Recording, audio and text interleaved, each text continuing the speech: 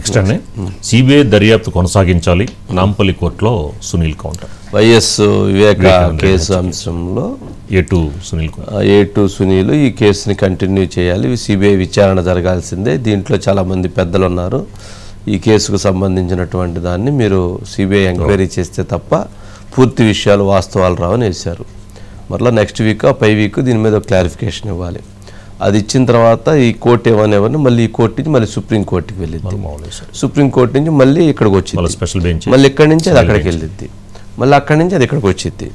ఇట్లా ఈ కేసు ఆ పైకి ఈ కిందకి ఆ పైకి, ఈ పిటిషన్ ఆ పిటిషన్, ఆ పిటిషన్కి ఈ పిటిషను, ఈ పిటిషన్ ఆ పిటిషను, ఆ పిటిషన్లో ఈ పిటిషన్లు వేసుకుంటా దీని జీవితకాలం ఇలా జరిగిపోతూ ఉండిద్ది. అబ్బా ఏమి కేసురా అయ్యా ఇది. కానీ అవినాష్ రెడ్డిని భాస్కర్ రెడ్డి మాత్రం మేము చెప్పింది నిజం, ఇంకా విచారణ అనవసరం, మేము చెప్పింది నిజం కాబట్టి మీరు ఈ కేసుని ఇంకా విచారణ చేయాల్సిన అవసరం లేదని కూడా వాళ్ళు ఎఫిడవిట్ దాఖలు చేయడం జరిగిందండి. గాంధీ ఉన్నారండి. ఓకే,